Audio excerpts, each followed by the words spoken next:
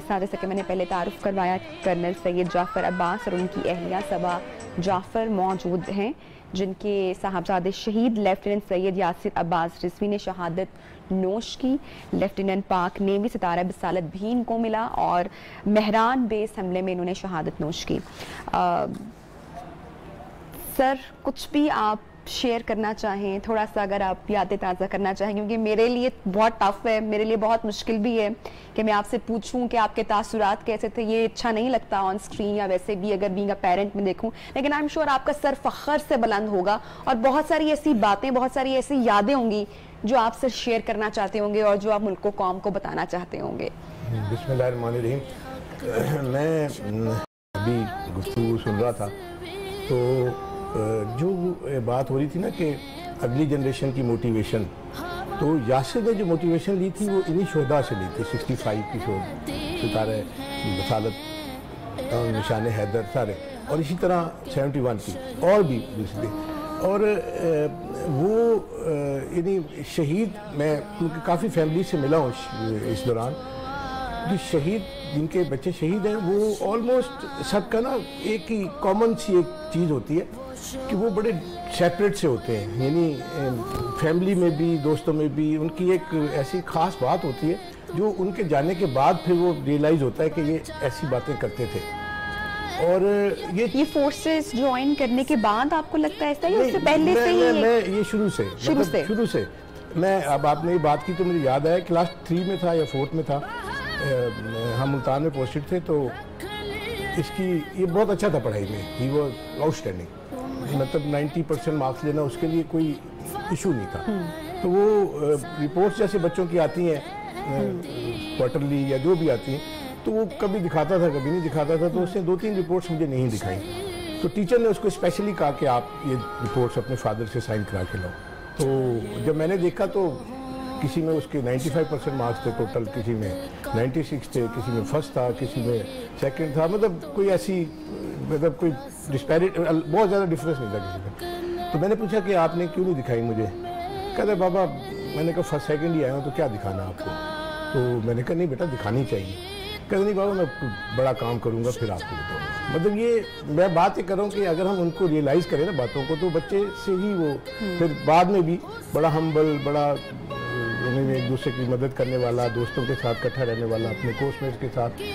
रिसालपुर से उसने aeronautical engineering की थी, 4 साल वहाँ गुजारे थे, तो एयरफोर्स में भी उसके बहुत ज़्यादा लिंक्स थे, बहुत ज़्यादा दोस्तियाँ थी, तो वहाँ पे भी वो यही बातें किया करता था। और शहादत से एक दिन पहले उसने अपना स्टेटस अपडेट किया था इस पर फेसबुक पे, hard to bear unbearable need guts, एक दिन पहले, जस्ट 1 डे बिफोर। और मेरा ख्याल है उसका मुमकिन तर्जुमा ये बनता है कि नामुमकिन को मुमकिन तो बनाया जा सकता है, लेकिन फिर उसके लिए जान देनी पड़ती है। तो ये जितने भी शोधा हैं हमारे माशाल्लाह बच्चे, इन्होंने अपनी जानें दे के, यकीन करें मैं मतलब फील करता हूँ कि जितने भी शोधा हर जगह पर, ये नहीं कि आर्मी, एयरफोर्स, नेवी से, पुलिस में, रेंजर्स में, सिविलियन बच्चों ने बड़ी कुर्बानियाँ दी पाकिस्तान की। ये सारी मोटिवेशन जो है ना हमारी, ये 65, 71, कश्मीर की जंग, मतलब ये इससे ही चली है और उन तक पहुँची है। सबा जी, जैसा कि मैंने अभी सर से बात करते हुए कहा कि मेरे पास अल्फाज की शदीद किल्लत है, और आई नो आपके जो जज्बात हैं वो भी इस वक्त शदीद हैं। और जब भी हम शहीद की बात करते हैं, चाहे शायरी हो या हमारे ऐसे गीत हों, मिल्ली नगमे हों, वहाँ पर माँ का जिक्र हमेशा आता है, माँ की हिम्मत का जिक्र हमेशा आता है, माँ की गोद का, माँ की तरबियत का। तो आज के दिन ये आप हमेशा किस तरह से अपने बेटे को आप याद करती हैं? यासिर, मैं ये कहना चाहूँगी कि जो जंगें हैं वो जज्बों से जीती जाती हैं, किसी भी चीज़, हथियार या किसी चीज़ से भी, और ये जज्बा ही था जो यासिर को आगे लेके गया। और ये मेरा भी जज्बा था, जाहिर है माओ में जज्बा होगा तो बच्चों में होगा। तो मेरा ख्याल है कि हम अपने जज्बों को बेदार रखें, और किसी दुश्मन की, अगर हम इस तरह के अपने आप को रखेंगे तो किसी की हिम्मत नहीं हो सकती कि वो हम पे कोई हमला करने की, या वो 100 दफ़ा सोचेगा कि इनके जवान तो ऐसे हैं, इनकी माएँ तो ऐसी हैं, और आपको मिलेंगे बच्चे मिलेंगे, जवान बच्चे मिलेंगे जो यासिर से इतने मोटिवेट है, वो आके कहते हैं आंटी हम यासिर जैसा बनना चाहते हैं। तो मुझे बहुत खुशी होती है कि मतलब बहुत बड़ी बात है, बहुत बड़ी बात है कि बच्चे इस उम्र में 14-14, 15-15 साल के बच्चे आके कहते हैं आंटी हमने यासिर बनना है। तो मैं कहती हूँ, और यासिर का मतलब यासिर की मोटिवेशन मैं आपको बताऊं कि यासिर की शहादत के बाद उसका जो लैपटॉप देखा और उसमें देखा तो उसमें उसकी ब्लैक एंड वाइट एक तो जनरल अयूब की तकरीरें थी, उसमें तराने थे पुरानी कोई फिल्मों के डायलॉग्स उसमें थे जिसमें वो था कि माँ मैंने शहीद होना है वतन, तो वो ये देखता था। कभी शेयर किया आपके साथ, कभी माँ बेटा माँ से बहुत सारी बातें करता है?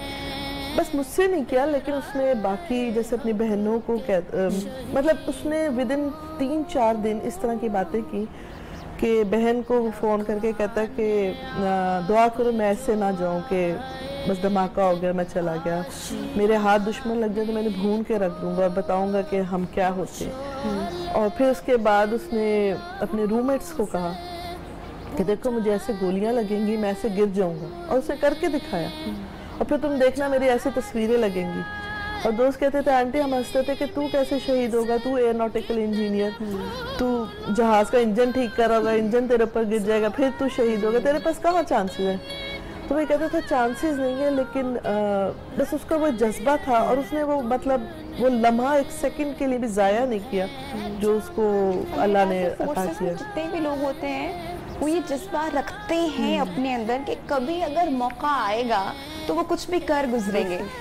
आपसे प्रोग्राम क्लोज करने से पहले मैं लास्ट एक मैसेज लेना चाहूँगी और दुश्मन को भी आप जो है सर पैगाम एक दे दें कि खबरदार अगर मैली आंख से किसी ने हमारे मुल्क पर उठाकर देखा तो हमारे पास जो फौजी, जो हमारी फोर्सेस, जो जवान मौजूद हैं, आपको एक मरतबा फिर से मुंह की खानी पड़ेगी। सर, दुश्मन को बताने की ज़रूरत नहीं, अक्सर ये मिल जाते हैं इनके लोग हमें मुख्तलिफ इंडियन चैनल पर आमने सामने, और ये इनमें एतमाद शैटर हो चुका हुआ है।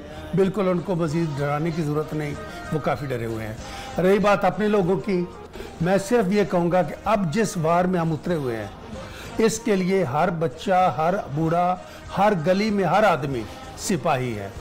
अफवाहों पे कान न धरें और हर वो काम जो कि इस वक्त हमारे ऊपर जो एक साइकोलॉजिकल वारफेयर है हो रही है, उसका मुकाबला करने के लिए बेहतर ये होता है कि पता करें और आपस में मजबूत रहें।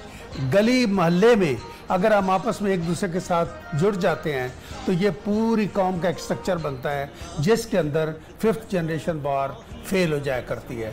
That's what I have to say for my friends. Thank you so much sir, आपने हमें हमारी आज की ट्रांसमिशन में ज्वाइन किया। मैम आपका बहुत शुक्रिया, थैंक यू सो मच वकार साहब for joining us for today. और जनाब विंग कमांडर आमिर सुहेल और squadron leader Salman, thank you so much for joining us in neo Pakistan आज। और इसके साथ साथ हम एक मरतबा फिर से हमारी जो अफवाज पाकिस्तान है, हमारे जितनी भी फोर्सेस हैं, नेवी है, पाक फ़िज़ाइया है, हम उनको सलाम पेश करते हैं और ट्रिब्यूट पेश करते हैं कि वो सरहदों पर मौजूद हैं, तभी हम रातों को चैन से और सुकून की नींद सो पाते हैं। सलाम पेश करते हैं नियो पाकिस्तान में।